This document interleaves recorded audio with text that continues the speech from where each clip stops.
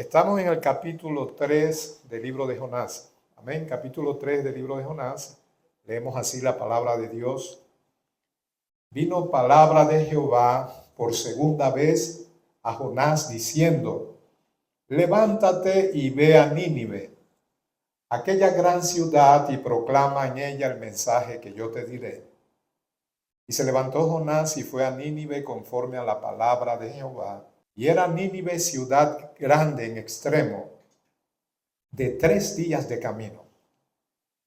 Y comenzó Jonás a entrar por la ciudad camino de un día, y predicaba diciendo: de aquí a 40 días Nínive será destruida. Y los hombres de Nínive creyeron a Dios, y proclamaron ayuno, y se vistieron de cilicio desde el mayor hasta el menor de ellos. Y llegó la noticia hasta el rey de Nínive, y se levantó de su silla, se despojó de su vestido y se cubrió de cilicio y se sentó sobre sus cenizas. Hizo proclamar y anunciar en Nínive, por mandato del rey y de sus grandes, diciendo: hombres y animales, bueyes y ovejas, no gusten cosa alguna, no se les dé alimento ni beban agua, sino cúbranse de cilicio hombres y animales, y clamen a Dios fuertemente, y conviértanse cada uno de su mal camino, de la rapiña que hay en sus manos. ¿Quién sabe si se volverá y se arrepentirá Dios, y se apartará del ardor de su ira, y no pereceremos?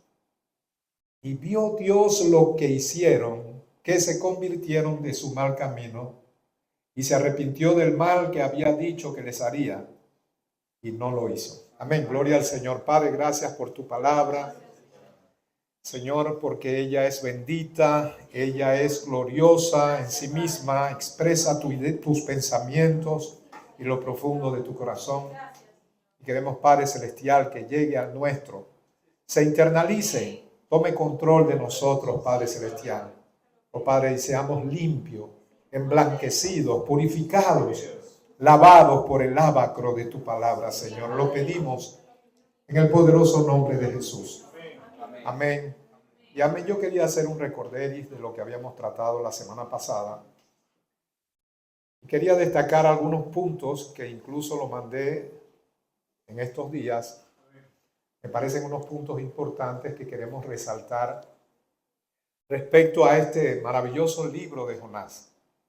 Un libro que es historia, no es una parábola, no se trata de algo alegórico, aunque hay algunos milagros que hacen que muchos escépticos arremetan contra este libro y lo consideren ficción. Sabemos que el Señor lo citó, y estamos hablando de nuestro Señor Jesucristo, y dice que así como estuvo Jonás en el vientre del gran pez por 3 días y 3 noches, él tomaría ese ejemplo del Antiguo Testamento y diría que sería la misma señal que le iba a ser dada a la generación mala, aquella que en ese momento, representada por los líderes religiosos, demandaban una señal especial. Aunque él les había dado muchas, él había predicado, sanado enfermos, resucitado muertos. ¿Qué mayor señal que esa? Pero creo que a lo que se referían era una señal semejante a la del profeta Elías, una señal del cielo, algo que, como en el caso de Elías, indicara que el milagro, la señal manifestada como hacer descender fuego del cielo, lo acreditara a él como el Mesías de Israel. Y él le dijo: eso pide la generación mala, la generación perversa, pero no le va a ser dada ninguna señal, excepto la señal del profeta Jonás. De manera que él cita con propiedad este libro y da por cierto el hecho de que efectivamente él fue tragado por un gran pez. Y él dijo: a semejanza de Jonás, yo estaré en el corazón de la tierra 3 días y 3 noches. Y sabemos que esa es la gran señal dada al mundo, sobre la cual descansa nuestra fe y también nuestra predicación. ¿Cuál? El hecho de que hace 2000 años un hombre proclamó ser Dios y avaló sus afirmaciones cuando después de 3 días de estar muerto, resucita con poder y gloria. Amén. Y Pablo dice, si Jesús no resucitó, vana es nuestra fe, vana también es nuestra predicación. Amén. ¿Qué mayor señal quiere el mundo? Amén, aunque lo nieguen, aunque hayan muchos que se confabulen para desacreditar la Biblia, esto es un hecho histórico. Tan histórico como que hace un tiempo atrás, por 1400 y tanto, creo que el 92, ¿verdad? 1492, un hombre llamado Cristóbal Colón anduvo por nuestras playas en América. Y vimos entonces que podemos aprender del libro de Jonás, comenzando en el capítulo 1, 2 cosas respecto a Dios. Y voy a resumirlas en los puntos que aquí copié en relación a ese mensaje que dimos el viernes pasado. 1. Jonás fue enviado a predicar juicio a Nínive, pero la intención detrás de esa asignación, de esa comisión, era el arrepentimiento de los ninivitas. ¿Verdad que sí? Amén. Por una parte, la justicia de Dios demanda juicio por el pecado, y Nínive ha pecado. Es una ciudad altamente pecadora, la capital del imperio asirio, que se distinguen por ser muy crueles. De manera que Dios ha de juzgar la maldad de Nínive. Pero por otro lado, Él quiere también salvar a Nínive de la destrucción. Y podemos ver que la justicia, la ira de Dios, su gracia y su misericordia conviven juntas sin conflicto alguno. La justicia de Dios demanda castigo por el pecado. El amor de Dios quiere salvar al pecador. ¿Acaso están en conflicto? Pues no, porque el sacrificio expiatorio de Cristo resolvió el problema, ¿verdad? Gloria a Dios por el sacrificio de nuestro amado Salvador. Amén.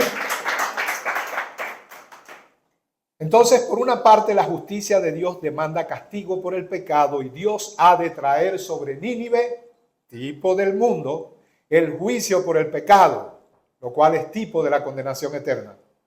Pero por otro lado, Dios por su gracia, diga por su gracia, quiere salvar a Nínive de la destrucción y ha decidido tener misericordia de Nínive. Amén.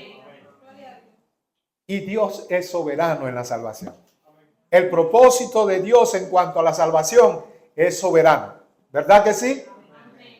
Y la Biblia dice en Romanos 9:15, tendré misericordia del que yo tenga misericordia y me compadeceré del que yo me compadezca.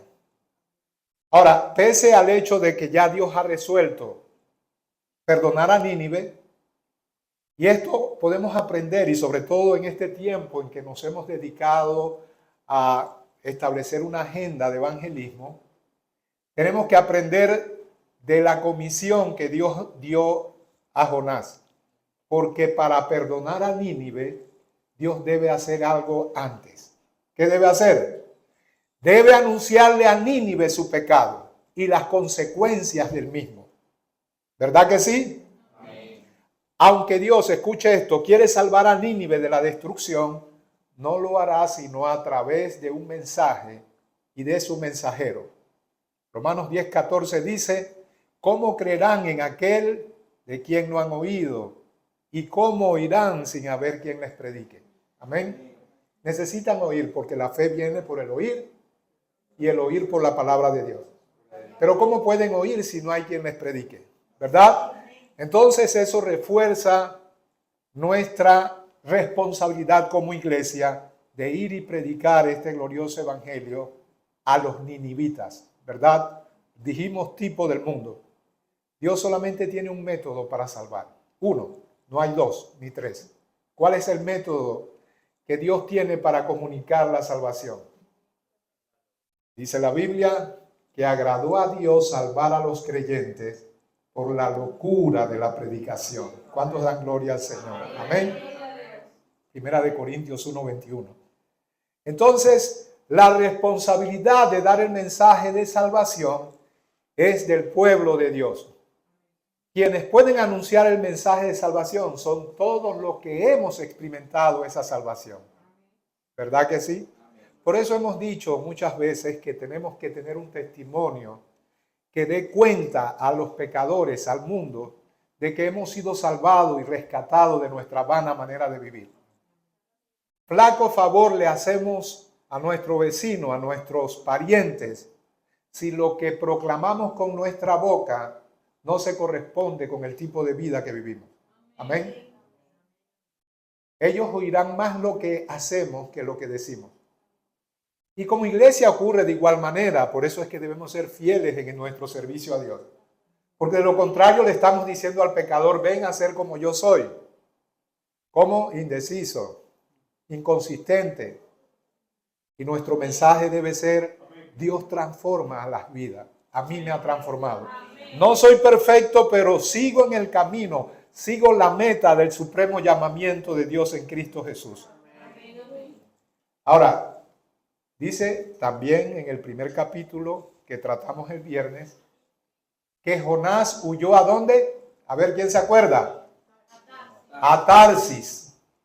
Tarsis es lo que hoy es España. ¿Cuántos saben dónde está Israel en el mapa? Si entramos por el mar Mediterráneo, diríamos que Israel está en el fondo, mientras que al principio de él está España. Bueno, imagínense qué tan lejos se fue Jonás del llamado de Dios.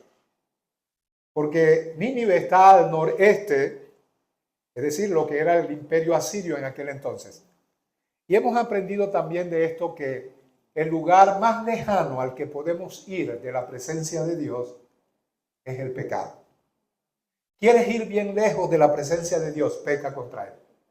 Isaías 59:2 dice, vuestras iniquidades han hecho separación entre Dios y vosotros. Si hay algo que te separa instantáneamente de Dios es el pecado. No podemos huir de su presencia porque ¿a dónde iré y me ocultaré de su espíritu? Si voy al cielo, Él está allí. Si voy a lo profundo de la tierra, allí está. No hay lugar donde nos podamos esconder. Y sin embargo, la conciencia de Dios y de su presencia desaparece tan pronto nuestra conciencia se mancha por el pecado. Así que la desobediencia de Jonás es también muchas veces la desobediencia nuestra.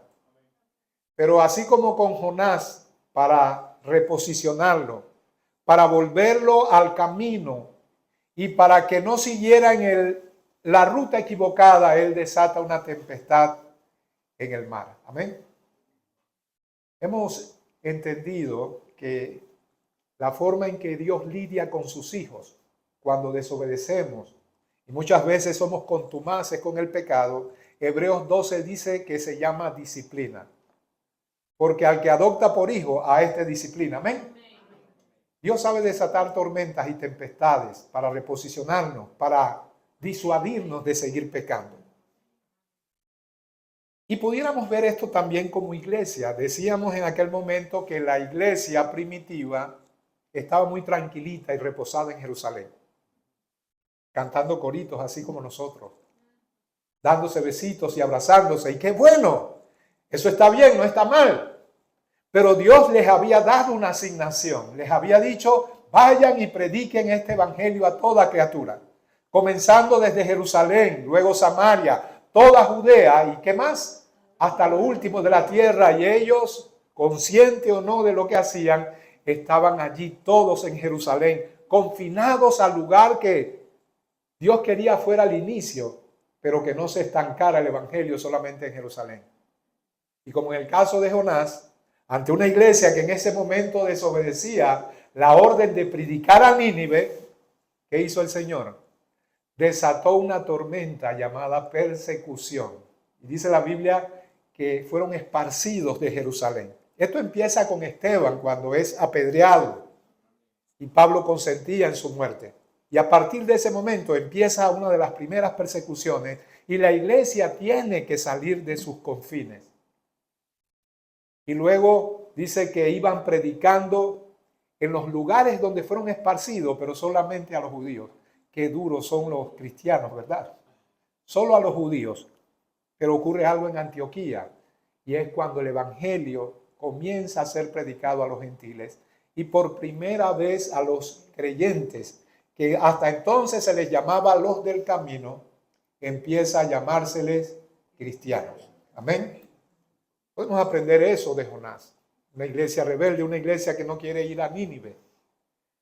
Y veíamos también una figura de las más hermosas, al menos eso fue lo que yo pude vislumbrar, con respecto a la experiencia de Jonás, cuando rebelde toma un barco para ir en sentido diametralmente opuesto a la región a donde Dios lo había enviado. Y Dios desata esta tormenta, una tormenta tan extraordinaria, fuera de los parámetros normales, que hace que incluso los marineros acostumbrados a este tipo de experiencias en el mar tengan terror, porque dice que la nave estaba a punto de partirse. Y esa tormenta es un símbolo de la ira de Dios. La ira de Dios es justa, es santa, porque el pecador merece castigo por su pecado. Pero un día Dios concentró su ira en un solo hombre. Isaías 53 dice que agradó a Dios quebrantarlo. ¿A quién? A Jesús, sujetándolo a padecimiento. Y aquí tenemos un hermoso cuadro tipológico de eso. La expulsión de Jonás del interior del gran pez, después de 3 días dentro, fue una señal para los ninivitas de que Jonás en verdad era un profeta con autoridad de Dios, y por ello creyeron y se arrepintieron. De la misma manera que la resurrección de Jesús después de 3 días en el corazón de la tierra es la señal al mundo, lo que Lucas llama la generación mala, de que en verdad Él es el Hijo de Dios, y eso valida con autoridad nuestra predicación. Pero la experiencia tipológica a la que hacía referencia hace un momento, cuando el mar embravecido se desata con furia, golpea contra la nave, esta parece que se parte, los marineros tienen terror. Aquí es donde está quizás el meollo del asunto, lo más hermoso de esta historia. ¿Cuál es? Jonás es echado de la barca al mar embravecido, y Jonás absorbe toda la ira de Dios, lo cual hace que el mar se aplaque y se salven todos los marineros de perecer en la tempestad. ¿Pueden ver el cuadro?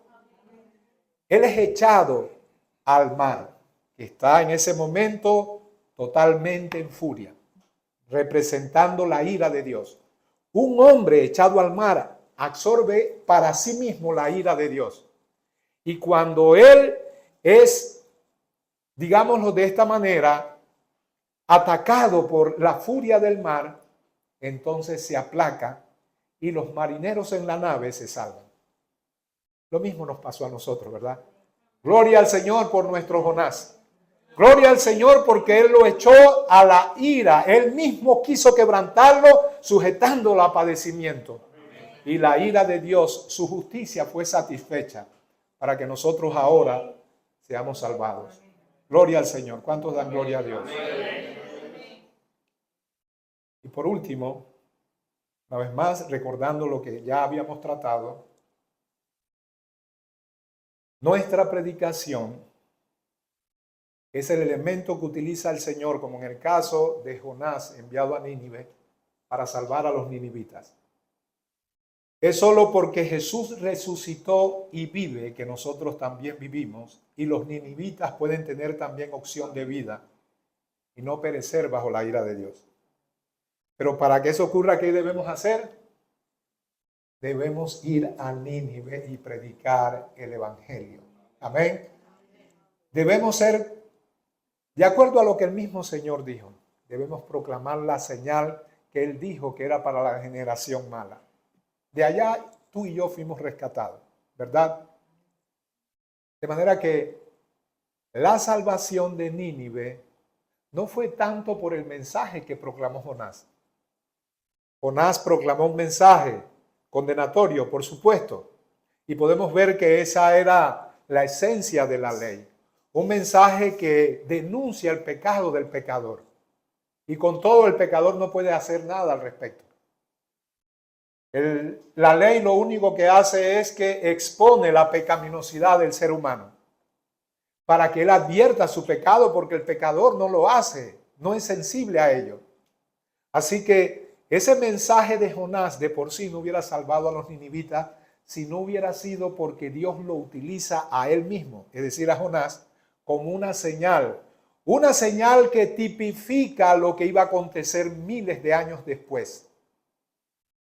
Bueno, no tanto como miles, casi 1000 años, unos 800 y pico de años después. ¿Cuál era? Que así como Jonás estuvo 3 días y 3 noches en el corazón del gran pez, así el Hijo del Hombre estaría 3 días y 3 noches en el corazón de la tierra. Y así como Jonás fue expulsado por el gran pez, arrojado, vomitado en una playa, el Hijo del Hombre iba a ser sacado de la tumba, suelto los dolores de la muerte, porque era imposible que fuese retenido por ella. Amén. Amén. Y los ninivitas tuvieron que oír esto. ¿Cómo lo sé? Porque Lucas, que es la versión del Nuevo Testamento, aparte de Mateo, que habla de este incidente de Jesús con los fariseos, diciéndoles que a la generación mala no les será dada señal, sino la señal del profeta Jonás. Lucas, a diferencia de Mateo, dice que Jonás fue una señal para los ninivitas y por causa de esa señal fue que los ninivitas se convirtieron. Así que no es que estuvo de más el mensaje proclamado por Jonás. Dentro de 40 días Nínive será destruido. Es que ese mensaje tenía un respaldo, la señal que llegó a los oídos de ellos. ¿Cómo? No sé. Porque aunque leemos así de pasada, estas cosas acontecen en un tiempo relativamente largo. No hay internet, las noticias no se difunden así rápidamente. De manera que desde el tiempo en que Jonás tiene la experiencia de ser arrojado por el gran pez hasta que eventualmente él va a Nínive, durante ese interín los ninivitas recibieron la noticia de que un profeta de Israel había sido tragado por un monstruo marino, por un gran pez, y había sido mantenido vivo y luego arrojado 3 días después. Ellos tuvieron que poner oídos atentos a esa señal y decir: este hombre no es cualquiera. Este hombre no está diciendo que viene un terremoto dentro de unos cuantos días y después no se cumple. Este es un hombre con autoridad de Dios. Amén. Entonces su predicación, la de Jonás, estuvo respaldado por lo que tipológicamente representa la resurrección del Señor. ¿Qué te estoy diciendo? Hagamos estas cosas de corazón. Vamos al mundo, al Parque Urraca, al Chorrillo, a donde sea, a predicar el Evangelio, pero hagámoslo con fe, no como una forma mecánica, meramente externa, donde quizás nuestro cuerpo se mueve, nuestra boca se abre y en nuestro corazón no creemos ni tenemos autoridad, sabiendo que lo que hablamos está respaldado por un hecho glorioso acontecido hace 2000 años, que es la base de nuestra fe, la señal de Jonás. Amén. Bien, entonces, volvamos acá al capítulo 3. Vino palabra de Jehová por segunda vez a Jonás. Gloria al Señor. Aquí vemos entonces, vamos a bosquejar esto de una manera muy sencilla. Primero, el mensaje o la comisión más bien renovada. ¿Qué comisión? Bueno, la comisión que Dios le da a Jonás de que todavía él tiene un propósito para Jonás. Gloria al Señor, que Él es un Dios de segundas, terceras, cuartas y todas las oportunidades. Amén. Así que lo primero que tenemos en este pasaje, en el capítulo 3, es la comisión renovada. Amén. Nosotros podemos decir como iglesia: Señor, hemos sido muy indulgentes con nosotros mismos respecto a la responsabilidad de predicar. Pero el Señor nos dice, como en el caso de Jonás, todavía hay una segunda oportunidad.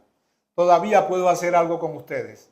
Todavía puedo recibir su arrepentimiento y que renueven sus votos con respecto a la responsabilidad que yo les he dado de predicar el Evangelio. Amén. Entonces, lo primero que tenemos es la comisión renovada. Leemos el versículo 1 y 2. Vino palabra de Jehová por segunda vez a Jonás diciendo, levántate y ve a Nínive, aquella gran ciudad, y proclama en ella el mensaje que yo te diré. ¿Ok? Explicamos, creo que también la semana pasada, lo que significa vino palabra de Jehová por segunda vez a Jonás. Y tenemos que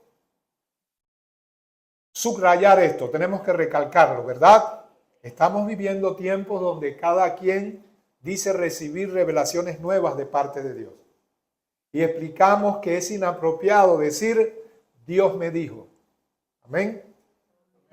Crecimos en un ambiente evangélico donde de continuo la gente decía, Dios me dijo.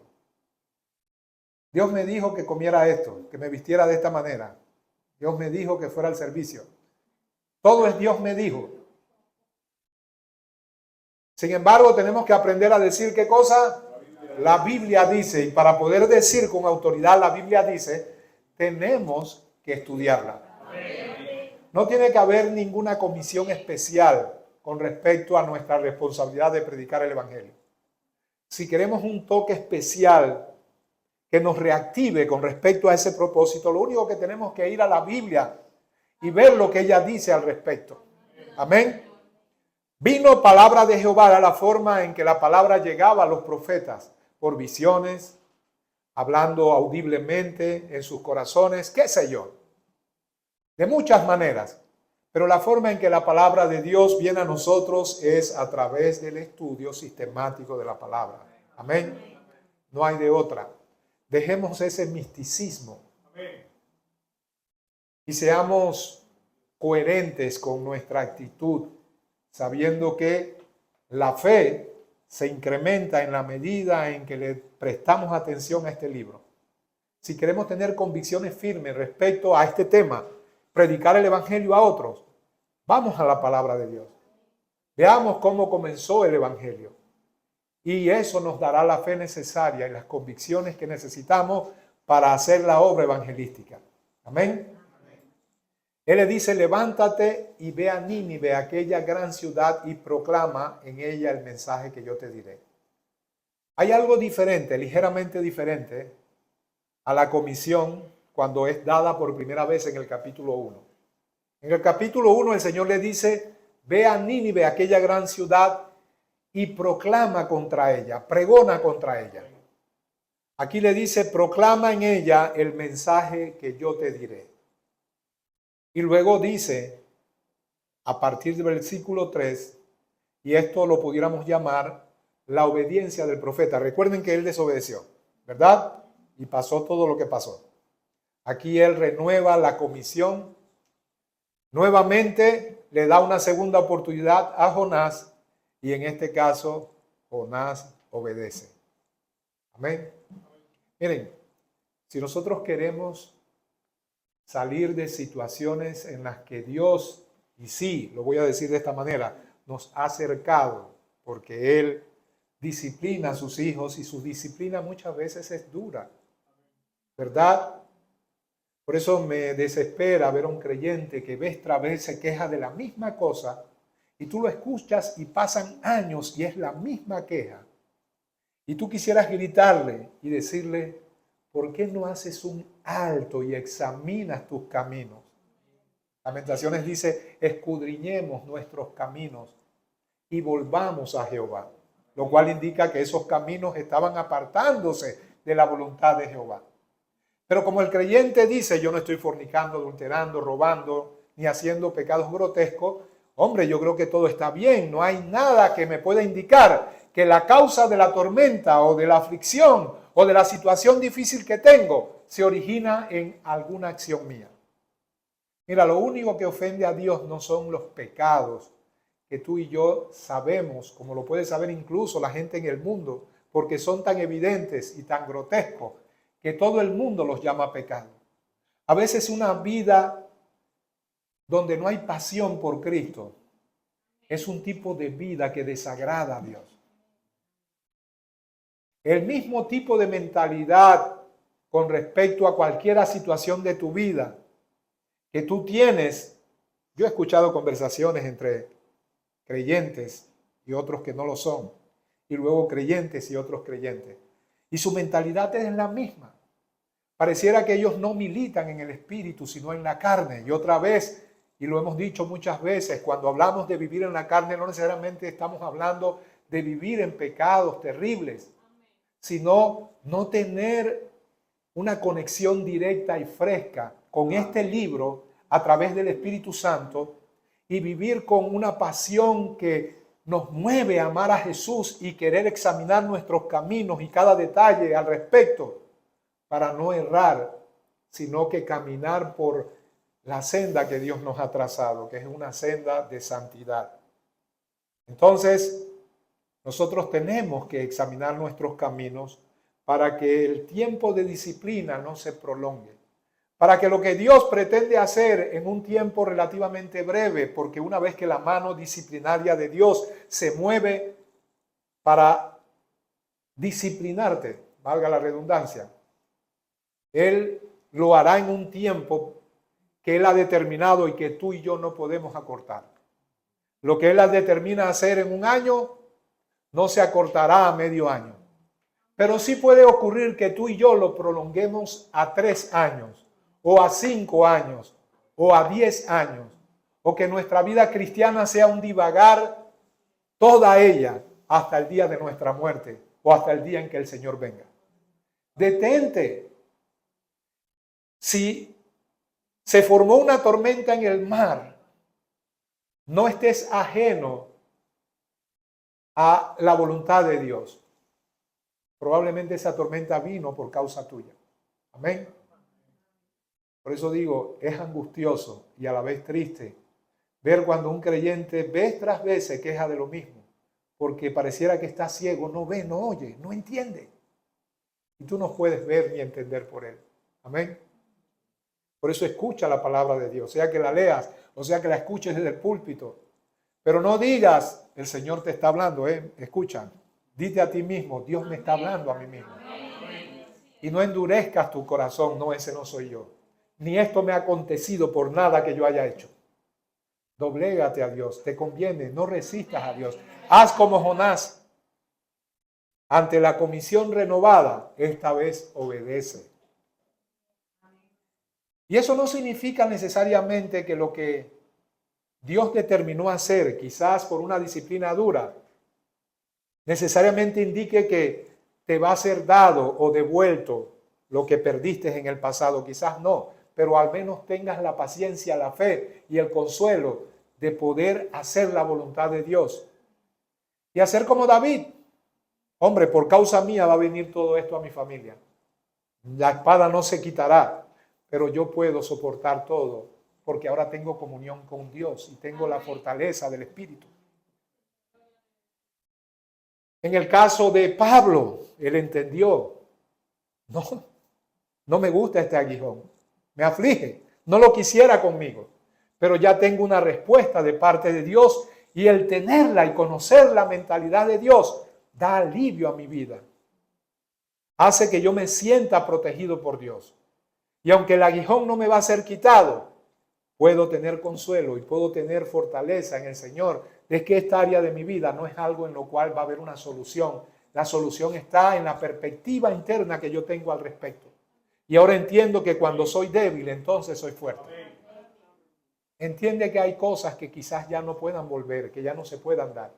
No lo digo yo porque pudiera estar equivocado, pero lo importante es que te detengas como Jonás y que la tormenta en torno a ti te enseñe a encaminar tus pasos por el camino de la voluntad de Dios. Amén. Amén. Qué terrible sería que Jonás diría, oye, ¿y por qué vino esta tormenta? No entiendo por qué me tragó este pez. Porque te fuiste a Tarsis, lejos de la voluntad de Dios. Te fuiste en la dirección equivocada, diametralmente opuesta al lugar donde Dios te había mandado. Tus caminos se dirigieron en una dirección que no era la que Dios había trazado. ¿Y cómo sabes, pastor, que no era la dirección que Dios había trazado? Hombre, eso lo debes saber tú, lee la Biblia. Y si lo que te pasó, la Biblia lo condena, condénalo tú también. No busques una segunda y tercera opinión para que avale lo que tú hiciste. Espera en Dios. Y si Dios puede renovar la comisión y darte lo que perdiste en el pasado, gloria a Dios. Pero si no, también gloria a Dios. Lo que te estoy diciendo es detente. Ten ojos que vean y oídos que oigan. No dejes que la vida pase por ti sin tú saber el porqué de las tormentas, el porqué de los peces, el porqué de las circunstancias. Párate y entiende a Dios. Amén. Jonás lo hizo. Y por causa de eso le fue renovada el propósito de Dios. Y fue a Nínive conforme a la palabra de Jehová. Amén. Si lo que hacías antes no era conforme a la palabra de Dios, comienza ahora a encaminar tus pasos conforme a la palabra de Dios. Si Tarsis para ti era el no de Dios, entonces busca el sí de Dios, encaminando tus pasos por la palabra de Dios. Amén. Y era Nínive ciudad grande en extremo, de 3 días de camino. Y comenzó Jonás a entrar por la ciudad camino de un día, y predicaba diciendo, de aquí a 40 días, Nínive será destruida. Amén. De aquí a 40 días, Nínive será destruida. Terrible mensaje, ¿verdad? Terrible predicación. No había una opción de arrepentimiento. El mensaje era directo. El mensaje era terrible. El mensaje era, Nínive será destruido. Y Jonás es un profeta muy particular, muy singular, diferente a todos los que vemos en el Antiguo Testamento. Por un lado, no es un aparecido, como muchas veces pensamos. Él fungió como profeta en el reino del norte de Israel para los tiempos de Jeroboam II, donde Israel gozaba de cierto grado de prosperidad. Su más acérrimo enemigo, que eran los asirios, era como un momento de bonanza. Y de hecho, usted va a encontrar el nombre de Jonás profetizando algo que ocurrió en tiempos de Jeroboam. Así que repito, no es un aparecido. Lo que sí es muy singular y no tiene parangón con ninguna otra historia es esta. Estamos hablando de un hombre que por ser judío y muy nacionalista no quería el arrepentimiento de los ninivitas. Quizás no sea tu sentir, quizás no sea el mío, al menos no de intención, pero cuando nos negamos a ir al mundo y predicar, de hecho, estamos diciendo que no queremos su conversión, que lo que queremos es su destrucción. A menos que no tengamos firmes convicciones acerca de la condenación eterna. Porque triste es decirlo, eso ocurre muchas veces. Hay creyentes que mientras que en su mente tienen escritas las doctrinas que entendemos son parte de nuestra vida cristiana, como la vida eterna, la resurrección de los muertos y también la condenación eterna.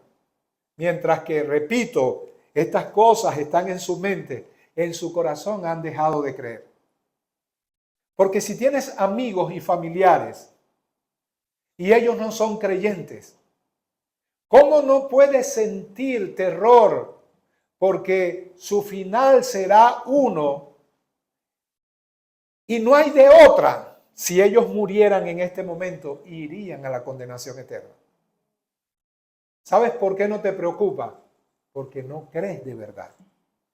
Porque muchas veces el creyente promedio, por no estar estudiando la Biblia y recibiendo fe, y como ustedes dicen los jóvenes, activándose en el espíritu, es decir, que la vida espiritual sea algo real, tal cual como lo es nuestra vida física.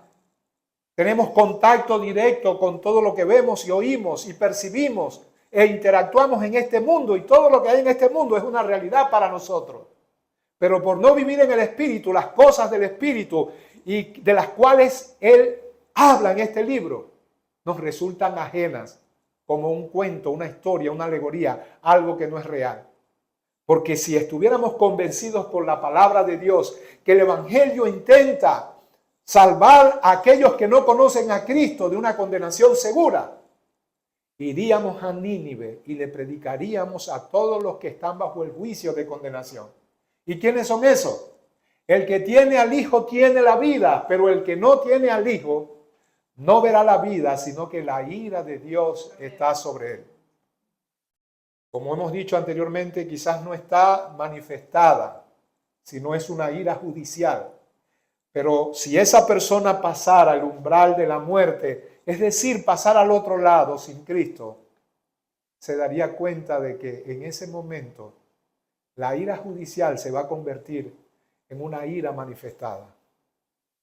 Y en el tiempo en que el Señor venga a juzgar a vivos y a muertos, escuchará las fatídicas palabras que indican que irá a la condenación eterna. Y yo sé, porque yo también me ubico en esa posición muchas veces indiferente. Yo sé que estas cosas muchas veces nos pueden inquietar y causar cierto grado de temor, pero no dura mucho. Nos vamos y seguimos con nuestra indiferencia. Y no le predicamos a los nuestros, amigos y familiares, cuanto menos al mundo de gente que no conocemos. Para que estas convicciones ardan en nuestro corazón, tenemos que permanecer en la palabra de Dios. Amén. Y aunque Jonás, como buen judío, siendo que esta era la nación más cruel que en ese momento había, y esa crueldad que manifestaba a todos los pueblos que intentaba conquistar, era muy aguda, era muy patente con respecto a Israel. Seguramente ellos sufrieron los embates de Asiria intentando conquistarles muchas veces. Hasta ese momento no pudieron. Luego, más adelante, ellos conquistan al Israel del norte, al reino del norte. Y la forma en que lo hacen es cruel. De manera que Jonás tenía muchas razones, yo no digo que no, para que Dios no le diera perdón y arrepentimiento a esta nación. Y a propósito, pudiéramos abrir un paréntesis para que nosotros también nos retratemos en el cuadro, veamos nuestro rostro en el rostro de Jonás. Cuando, como decíamos hace un momento, y gloria al Señor, que tanto Javi como Alexandra capturaron aquello en lo cual yo tenía un poquito de temor proclamar, porque se requiere más explicación respecto al tema de Israel y la perspectiva que los cristianos debemos tener al respecto. Pero creo que lo hicieron muy bien y pusieron los puntos necesarios. Amén. Y básicamente lo que estábamos diciendo es que, ¿qué es eso de que vamos a orar solamente por Israel? Es el mismo espíritu de Jonás. Al pueblo de Dios. Sea lo que sea que eso signifique para cualquier cristiano. Pero el no hacerlo por los palestinos es a ellos que sean destruidos, ya sea dentro de 40, 80, pero que sean destruidos. Amén. No podemos tener eso, que llamamos el espíritu de Jonás. Y repito lo que dije el viernes, no es un demonio que se llama Jonás, el espíritu de Jonás.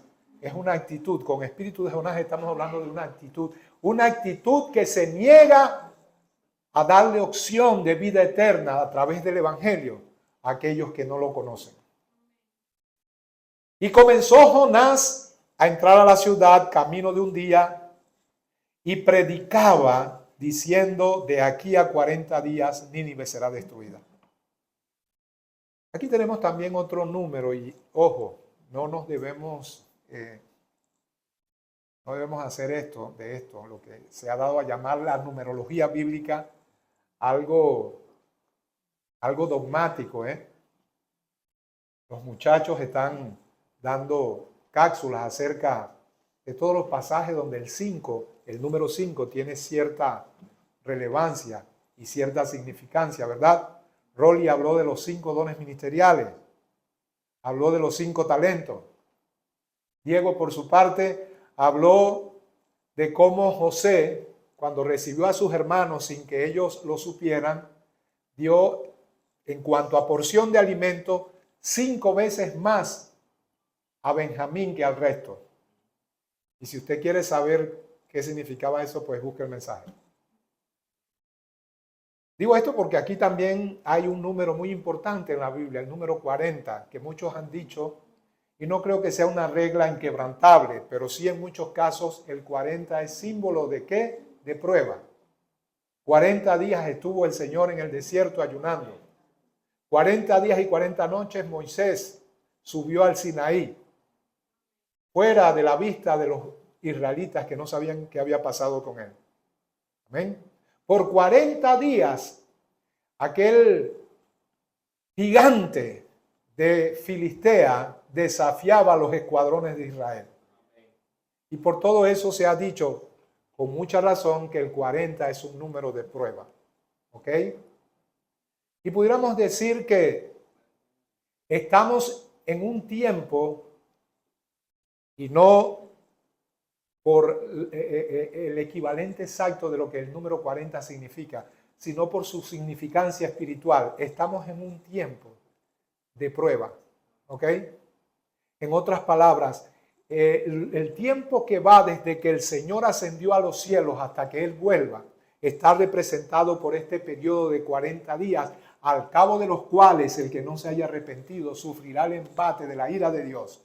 Y Romanos nos dice, por tu corazón no arrepentido, atesoras para ti ira para el día de la ira de Dios y de la revelación del justo juicio de Dios, el cual dará a cada hombre conforme sea su obra. Vida eterna a los que perseverando en bien hacer buscan gloria, honra e inmortalidad. ¿Cuántos buscan gloria, honra e inmortalidad? Yo no sé si usted y yo sí. Amén. Aquí abro otro paréntesis que he abierto en otras prédicas. Me molesta cuando la gente allá afuera piensa que nosotros somos mojigatos y que no tenemos aspiraciones. Nuestras aspiraciones son muchas, son más profundas que las aspiraciones que tiene el mundo. El mundo se conforma con dinero, incluso a expensa de la destrucción de su familia muchas veces. Quiere cosas de este mundo que perecen, pero nosotros buscamos gloria, honra e inmortalidad, porque creemos en eso y debemos vivir conforme a esa fe. El tener nuestra vista en la eternidad sin descuidar nuestras responsabilidades humanas, como siempre he dicho, los pies bien asentados en nuestra realidad terrena, pero nuestro corazón y nuestra mente puesto en la eternidad. Ese justo balance va a producir un tipo de vida cristiana equilibrada. No estamos proveyendo necesariamente para una vida que en el caso de muchos de nosotros ya lo que resta del camino es poco en comparación con el camino que dejamos atrás, ¿verdad? A veces me da tristeza cuando yo veo a personas, no estoy diciendo que hay que dejar de trabajar, por el contrario, el creyente es el que con más ánimo trabaja y hace las cosas con más entusiasmo, pero detrás de eso lo que hay es un deseo de mantenerse, de agradar a Dios y vivir para su gloria. Pero otros lo hacen por una avaricia obsesiva, por deseos de cosas que todavía después de cierta edad aún mantienen. Y yo no puedo entender eso. A veces vemos, no sé, películas o comentamos, mami y yo, acerca de cosas que se están dando, los políticos, y decimos, pero ¿cómo puede haber gente así? Mira, ese viejo pellejo todavía quiere más reales de lo que tiene. No entiendo. Él piensa que va a ser eterno si ya es poco lo que le queda en esta tierra. Y uno como creyente, que tenemos el corazón circuncidado para Dios, que anhelamos su pronta venida, que el Espíritu nos inspira a decir lo que inspira a toda la iglesia, ven Señor Jesús. No entendemos muchas veces cómo hay gente que está tan arraigada a este planeta que no quieren salir de él. No estoy hablando solamente de los inconversos, estoy hablando de los creyentes.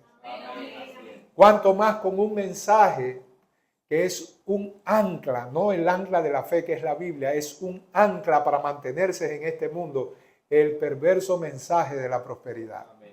Amén. No porque prosperar sea malo, el mensaje de prosperidad lo es. Con eso estoy diciendo que lo que proclama no es verdad de Dios. Pero no me quiero meter en ese tema.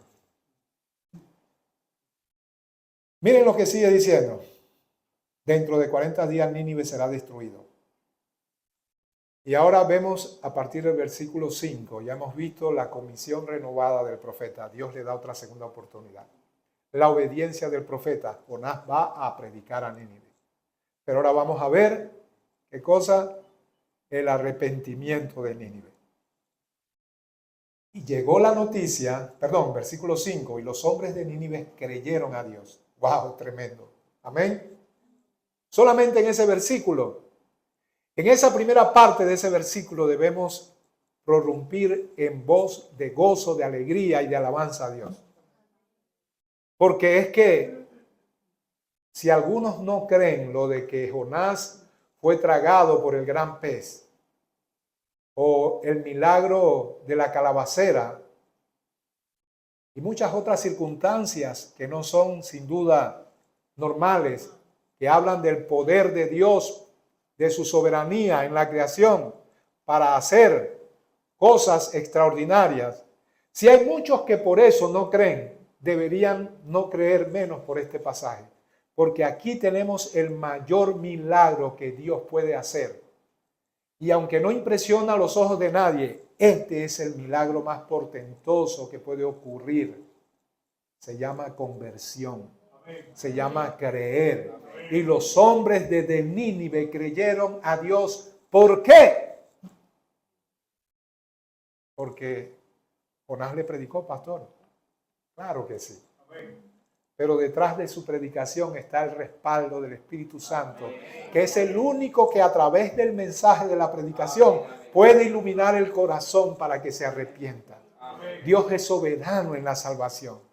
Y cuando Él dice, tendré misericordia del que yo tenga misericordia, está diciendo, los seres humanos, lo único que merecen es juicio, pero yo quiero tener misericordia, y misericordia no es darle lo que se merecen, es pese al hecho de que no lo merecen, sino que merecen condenación, yo quiero darles la oportunidad, transformando su corazón, regenerando su corazón, para que puedan ver su maldad, para que puedan creer, arrepentirse y ser salvos. En esta sola declaración, y los hombres de Nínive creyeron a Dios, tenemos concentrado lo que es el Evangelio. ¿Y qué significa? Que solo Dios puede regenerar el corazón duro del hombre. Creer no es una opción humana. El hombre no tiene capacidad de creer, aunque muchos digan que sí. Por gracia sois salvos por medio de la fe. Eso significa, Dios por su gracia actúa en el corazón para proveerle de fe. Porque esto, la fe, no es de vosotros, es un regalo de Dios. No por obras para que nadie se gloríe. El regalo de Dios es darle la capacidad al hombre, iluminándolo, para que él, viendo a través de esa luz que alumbra su entendimiento, para que comprenda su pecaminosidad y para que vea el Calvario como una única opción de vida, bajo ese entendimiento, la fe brota espontáneamente de un corazón contrito y humillado y dice, sálvame, Señor. Amén. De Dios no actuar a través del mensaje de Jonás y más aún de la señal que dio por medio del pez que lo traga, lo mantiene en su vientre por 3 días y lo arroja en la playa, de no ser por esa circunstancia que sirvieron como el medio por el cual Dios alumbró el corazón de todos esos ninivitas, ellos no hubieran podido creer.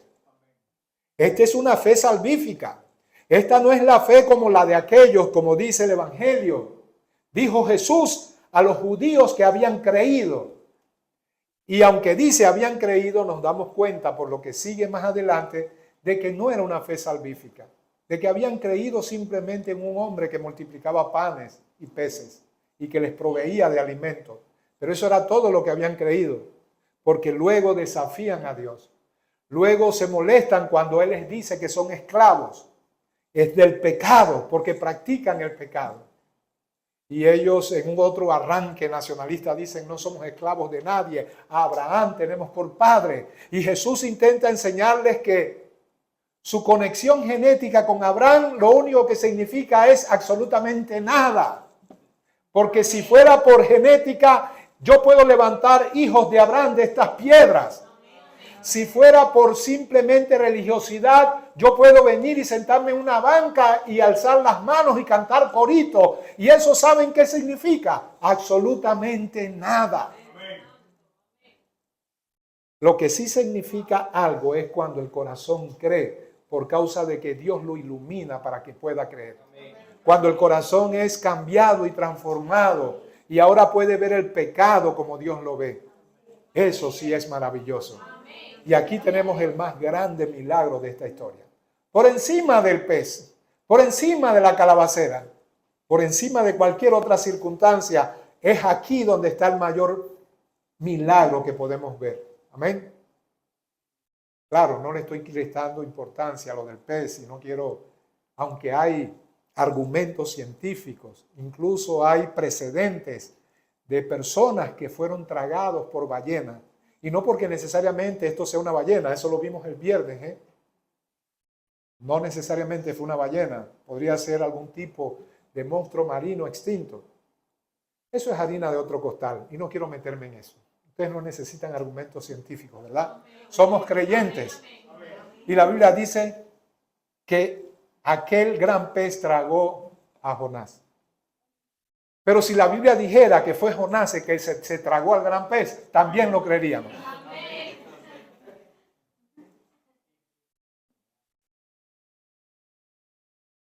Pero aquí está lo que debe asombrarnos, lo que debe hacer que glorifiquemos a Dios, lo que debe hacer que nos arrodillemos y pensemos en mi papá, mi hermano, mi hijo, mi hija, y decir, Señor, ¿por qué si se los concediste a los ninivitas, por qué no se lo concedes a él? Concédelo, Señor. Yo he predicado, yo le he hablado y cada vez que le hablo pareciera que su reacción es peor en la medida en que yo intento compartir el evangelio. Pareciera que lo que hago es endurecer más su corazón. Y aquí dice que ellos eran gente perversa, era una ciudad pecadora, pero creyeron y se convirtieron. Dios mío, te ruego que ocurra con mi papá, que ocurra con mi mamá, que ocurra con mis hijos, que ocurra cuando vamos a los barrios a predicar, cuando invitamos gente. Señor, te alabo porque tú eres soberano y tienes misericordia del que quieres tener misericordia. Tenla, Señor, también, Padre Celestial. Que nuestro clamor sea como el de Raquel. Ya lo hemos dicho muchas veces. Señor, dame hijos o me muero. Y no estamos hablando de hijos físicos. Amén.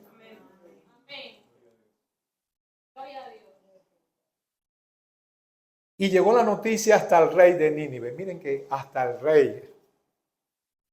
Y esto es mucho que decir, ¿verdad? Estamos hablando de una nación poderosa. Se dice que era la ciudad más grande de la antigüedad.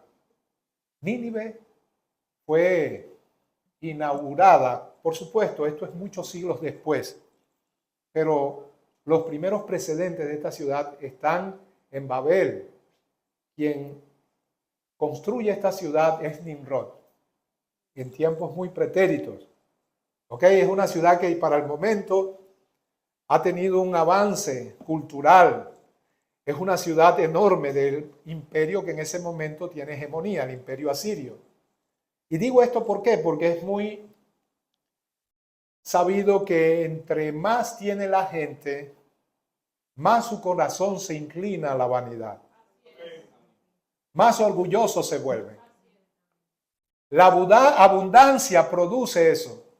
La Biblia hablando, Dios hablándole al pueblo de Israel, para hacer una comparación con su actitud, con su actitud y la de otro pueblo que él destruyó. Me estoy refiriendo a Sodoma y Gomorra y las ciudades vecinas. Él dijo que el mal de ellos fue abundancia de pan y de ocio. Porque cuando hay abundancia, hay también abundancia de ocio.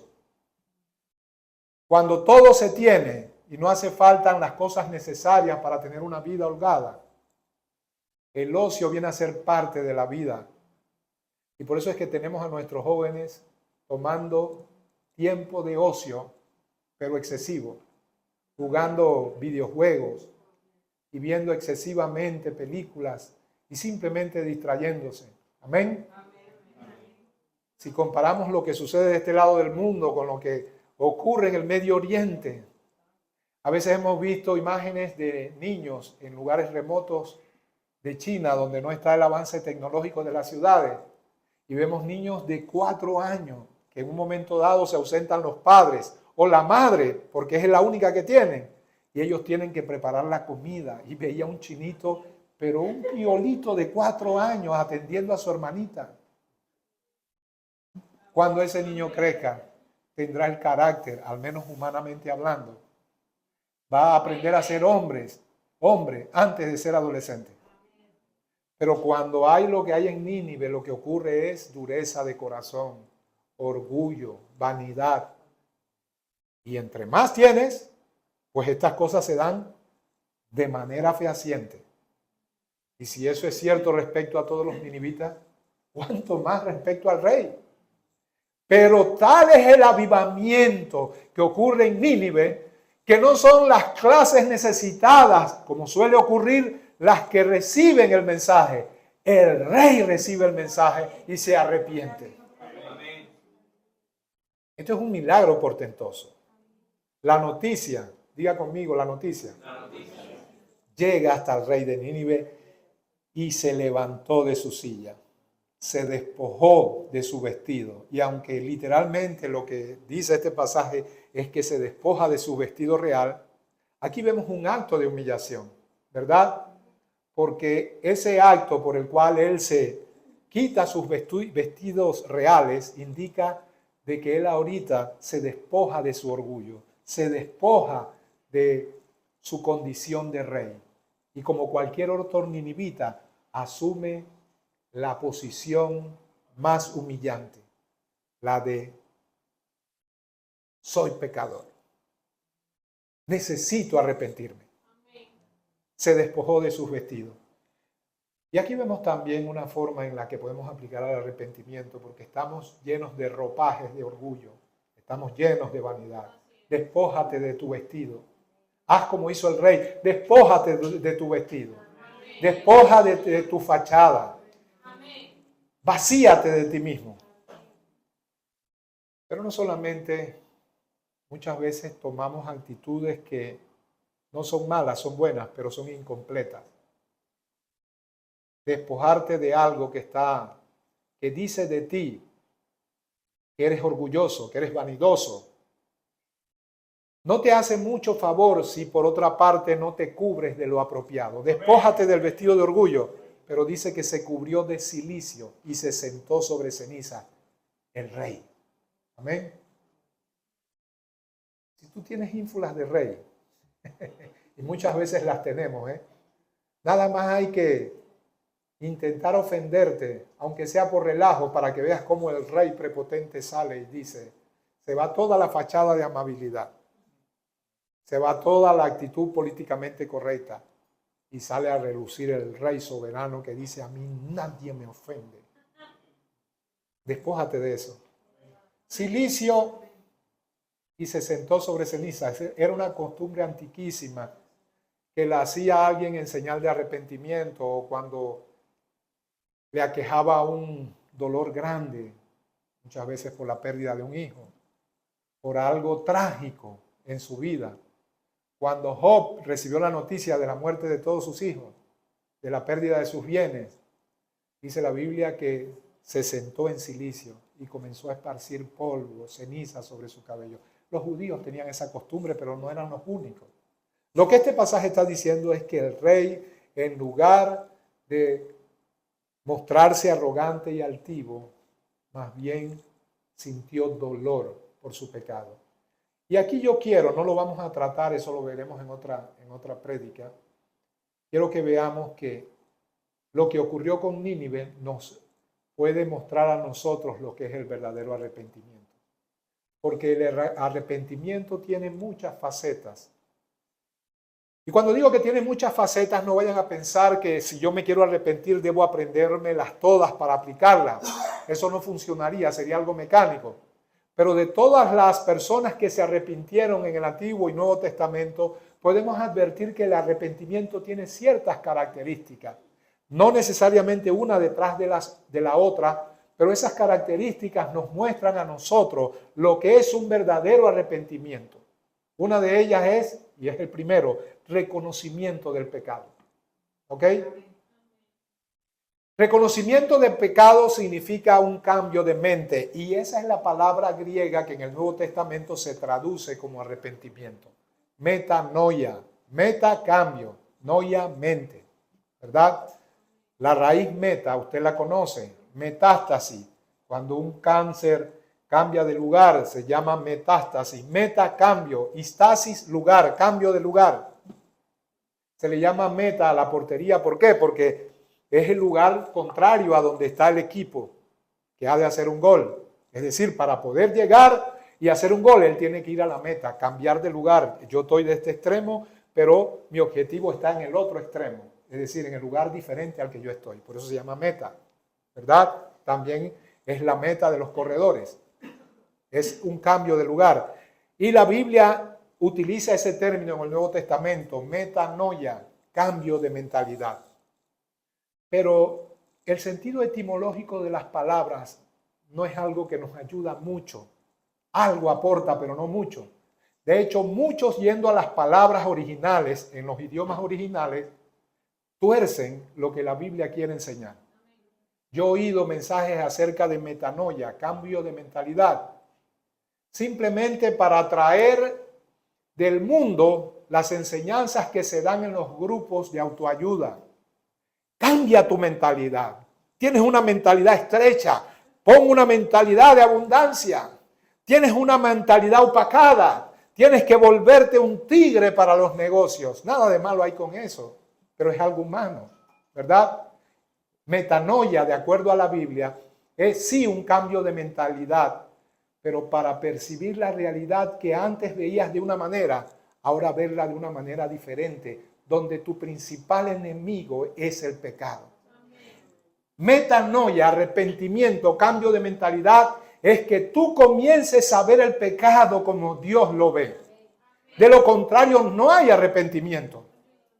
Solo hay una fachada religiosa. Nínive experimentó arrepentimiento porque vio su maldad, creyó, y eso significa que verdaderamente aceptó el mensaje del Evangelio, lo que pudiéramos llamar la tipología veterotestamentaria equivalente al mensaje del Evangelio hoy. Pero aceptaron porque creyeron, se dieron cuenta que verdaderamente eran malos y pecadores. Y lo primero que debemos hacer, o una de las primeras características del verdadero arrepentimiento, es reconocimiento del pecado. Los hombres de Nínive creyeron a Dios. ¿Ok? Lo segundo es dolor por el pecado. Un verdadero arrepentimiento implica tener dolor por el pecado. Miren, dolor por el pecado no es tener necesariamente una cara lánguida que exprese a todos una falsa piedad. A veces las personas que lloran a moco tendido, no sé por qué, no puedo generalizar, pero muchas veces, voy a poner un ejemplo, hace años, y yo lo vi tan ridículo, podía ver la realidad detrás de eso, porque el espiritual juzga todas las cosas, ¿verdad? Pero me acuerdo que dieron la película La Pasión de Cristo, y estaban las cámaras de las diferentes televisoras filmando y entrevistando a la gente cuando salía. Y salió una llorando. Ay. Y lo peor es que nada que ver con el Señor. Ay, cómo sufrió su madre.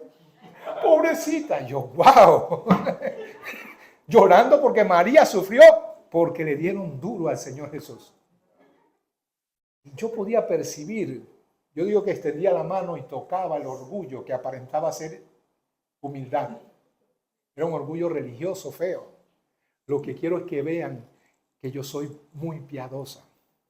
¿Y qué decir en los cementerios cuando se despide a la persona, al ser querido muerto? Pareciera que los que más lloran son los que más amaron. Escúchenme, no necesariamente es una regla inquebrantable, pero yo me atrevería a asegurar que los que menos lloran son los que más le duelen. Porque hay como una intención de que todos vean mi piedad. Y yo he visto dramatismo en los cementerios. Ay, yo me quiero ir con él, yo me quiero darle una patada y empujarlo para que se vaya. Dios, tira, comienza a tirar palazos de tierra. Hombre, yo no estoy diciendo que todos los que lloran lo hacen hipócritamente. Pero verdadero sentimiento, la verdadera piedad no se exhibe. Se sufre, se vive, no se exhibe. Amén. Entonces, aunque una de las características del arrepentimiento, el auténtico arrepentimiento, es dolor por el pecado, eso es algo muy interno, es la capacidad de ver lo que hiciste. Muchas veces miramos al pasado y nos entristece lo que pasó. Pero la pregunta es, ¿nos entristece el pecado por el pecado mismo o por las consecuencias negativas que sufrimos a causa de él? Porque una cosa es ver como Dios ve y repudiar el pecado, aunque yo no tuviera consecuencias en el pasado, sino que todo hubiera quedado oculto, que nada me hubiera pasado y no obstante sentir dolor por aquello. Pero muchas veces la gente lo que siente es dolor porque aquello que en el pasado explotó a la vista de muchos, aquella infidelidad, aquel escándalo familiar o ministerial, relegó a la persona a una situación no grata. Y muchas veces lo que se repudia es las consecuencias. Pero el verdadero arrepentimiento le duele el pecado por el pecado mismo. David dijo, tú amas la verdad en lo íntimo. A David no le preocupó su reino. David pudo ver el pecado en toda su magnitud, en toda su fealdad y repudiarlo. Y por eso decía, Señor, yo voy a enseñar el temor tuyo a los pecadores. Tú amas la verdad en lo íntimo. Él quería verdaderamente deshacerse del pecado, porque le dolía lo que había hecho. Otra de las características es confesión del pecado. Con respecto al dolor por el pecado, dice la Biblia, proclamaron ayuno y se vistieron de cilicio. Hombre, son elementos externos, pero que nos ayudan a nosotros como tipologías para que entendamos que no solamente creyeron reconociendo el pecado, sino que también les dolió el pecado, pues proclamaron ayuno y se vistieron de cilicio. Pero otra característica es confesión de pecado. Dice que el rey hizo anunciar, vamos a leerlo, e hizo proclamar y anunciar en Nínive por mandato del rey y de sus grandes, diciendo, hombres y animales, bueyes y ovejas, no gusten cosa alguna, no se les dé alimento ni beban agua. Aquí hasta el perro va a ayunar, hasta el gato, sino que cúbranse de cilicio, etcétera, etcétera. Miren la actitud de ellos. Esa es la actitud de un verdadero arrepentimiento. No exige de Dios que Él cambie lo que ha determinado, como si de que Dios cambiara depende que yo me arrepienta verdaderamente. Señor, sí, yo hice eso en el pasado, pero restitúyeme, restáurame, dame lo que deseo, porque mira que yo estoy arrepentido. Eso no es un verdadero arrepentimiento. Verdadero arrepentimiento dice, nos arrepentimos, nos duele lo que hemos hecho. ¿Quién sabe si se volverá Dios de lo que ha pensado y se apartará del ardor de su ira y no pereceremos? El verdadero arrepentimiento ve el pecado como es y le duele el pecado por el pecado mismo. Y así como no es que simplemente le duele las consecuencias del pecado, tampoco pone prescripciones a Dios de que cambie mi situación, porque me estoy arrepintiendo no porque me duela el pecado, sino porque espero que tú hagas algo favorable hacia mí. Eso no es arrepentimiento. Cuarta característica, vergüenza por el pecado. Amén. Quinta característica, odio por el pecado. Odio por el pecado. Él les dijo, conviértanse de su mal camino. Él pudo ver el mal camino. Miren lo que dice. Y vio Dios lo que hicieron y que se convirtieron de su mal camino. Amén. Eso significa que no hubo solamente una consideración, una apreciación, una teología respecto al pecado que cometían y con el cual ofendieron a Dios. No, es que se reflejó en hechos correspondientes, se apartaron de su mal camino. Y la sexta y última, entre otras muchas, pero son características que podemos apreciar del verdadero arrepentimiento. Primero, reconocimiento del pecado, dolor por el pecado, confesión de pecado, vergüenza por el pecado, odio por el pecado. Pero si esta última no está, todo lo demás es mera teoría. Abandono del pecado. Se convirtieron de su mal camino. Es cuando vemos los resultados de un verdadero arrepentimiento que podemos decir que hay arrepentimiento. Y a todo esto dice la Biblia, y vio Dios lo que hicieron, que se convirtieron de su mal camino y se arrepintió del mal que había dicho que les haría y no lo hizo. O sea que el arrepentimiento de los ninivitas causó el arrepentimiento de Dios. Amén. Sí. En un sentido, Dios asume formas antropomórficas. Eso significa que aunque Él sabe todo, de la A hasta la Z, Él es el alfa y la omega, el que inicia y el que también termina. Él por su presciencia, es decir, tu anticipado conocimiento, sabe todas las cosas, y por su soberanía las orquesta, pero Él se revela como si fuera un hombre que va puntualmente al lado del hombre, limitado por el tiempo y el espacio, y hace ver como que por el arrepentimiento de ellos, Él entonces dice, yo también, si arrepentimiento no solamente implica arrepentimiento del mal, sino cambio de mentalidad, lo que aquí está diciendo es que Dios cambió de mentalidad. Ahora no los voy a destruir, ahora les voy a dar vida. Amén. Y no hizo lo que había dicho que iba a hacer. Esa generación se convirtió. Esa generación tuvo opción de vida. Y luego Jesús nos va a decir, y con esto termino, los ninivitas se levantarán en el día de juicio contra esta generación, porque ellos se arrepintieron por la señal de Jonás, y ustedes no. Si ellos con Jonás se arrepintieron con su mensaje y la experiencia de ser tragado por el pez, ellos se arrepintieron, he aquí uno más grande delante de ustedes que Jonás, estaba diciendo el Señor Jesús. Yo, el Señor Jesús. De manera que ante esta generación dura que no recibe el Evangelio, los ninivitas van a decir, ustedes, es justo vuestra condenación, porque recibieron el mensaje y no se arrepintieron. Aún así, sigamos con nuestra agenda de evangelismo. ¿Saben cuándo termina, verdad? Cuando venga el Señor, amén.